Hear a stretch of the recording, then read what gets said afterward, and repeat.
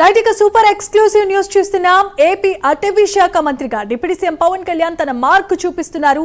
తూర్పు కనుమల్లో ఉబ్బల మడుగు జలపాతం దగ్గర సైంటిస్టులు ఒక రేర్ ప్లాంట్ స్పీసీస్ ని ఐడెంటిఫై చేశారు. దీనికి పవన్ కళ్యాణ్ స్వయంగా క్రోటాన్ ఉబ్బల మడుగు ఎనాసిస్ అనే నామకరణం కూడా చేసి ఆ ప్రాంతం పేరును ఇంటర్నేషనల్ సైంటిఫిక్ రికార్డ్స్ లోనికి ఎక్కించారు. సువాసన వెదజల్లే ఆకులున్న ఈ మొక్క యుఫోర్బేయేసీ ఫ్యామిలీకి చెందింది. అయితే ఇది చాలా లిమిటెడ్ ఏరియాలో మాత్రమే ఉండటంతో ఎండేంజర్డ్ కేటగిరీలోనికి దీన్ని చేర్చారు. ఏపీ బయోడైవర్సిటీని, న్యాచురల్ హెరిటేజ్ని కాపాడటంలో పవన్ కళ్యాణ్ తీసుకుంటున్న ఈ ఇనిషియేటివ్ ఇప్పుడు హాట్ టాపిక్గా మారింది. తూర్పు కనుమలో కన్జర్వేషన్ యాక్టివిటీస్ పెంచడానికి ఈ డిస్కవరీ ఒక బిగ్ స్టెప్ అని ఎన్విరాన్మెంట్ ఎక్స్పర్ట్స్ అప్రిషియేట్ చేస్తున్నారు. రైట్ ఇక అటవీ శాఖకు సంబంధించి మొన్నటి వరకు కుంగి ఏనుగులను ప్రవేశపెట్టిన పవన్ కళ్యాణ్ ఇప్పుడు సరికొత్తగా ఒక సరికొత్త మొక్క జీవిని కూడా పరిచయం చేశారు. దానికి నామకరణం కూడా చేశారు. దీని పట్ల పర్యావరణ శాఖతో సహా ప్రతి ఒక్కరు కూడా హర్షం వ్యక్తం చేస్తున్నారు.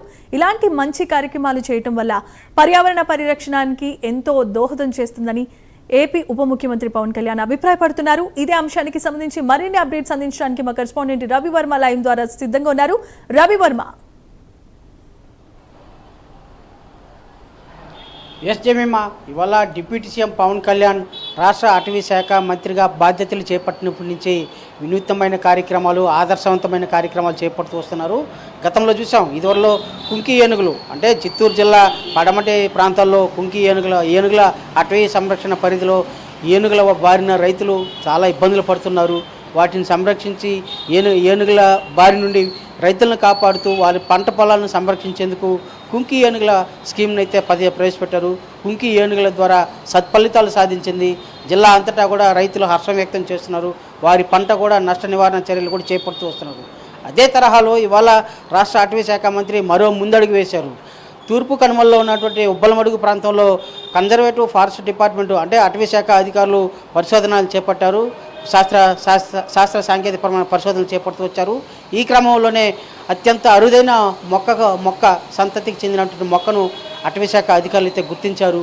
దీన్ని క్రోటాన్ ఉబ్బలమడుగు స్పీసీస్గా కూడా గుర్తించి నామకరణం చేశారు డిప్యూటీ సీఎం పవన్ కళ్యాణ్. అయితే ఇలాంటి అరుదైన మొక్కలను పరిరక్షించాల్సిన బాధ్యత అటవీ శాఖ అధికారుల మీద మరింత బాధ్యత ఉందని చెప్పి కూడా దిశానిర్దేశం చేశారు డిప్యూటీ సీఎం పవన్ కళ్యాణ్. ఇలాంటి మొక్కలను విస్తారంగా పెంచాల్సిన అవసరం అయితే ఉంది. అయితే అరుదైన సంతతికి చెందినటువంటి ఈ మొక్కను పరిరక్షించాల్సిన బాధ్యత కూడా అటవీ శాఖ అధికారుల మీద ఉందని చెప్పి కూడా సూచించారు. డిప్యూటీ సీఎం పవన్ కళ్యాణ్ తీసుకున్నటువంటి నిర్ణయాన్ని యావత్తు జాతీయ అంతర్జాతీయ స్థాయిలో కూడా ప్రత్యేక గుర్తింపు అయితే వస్తూ ఉంది.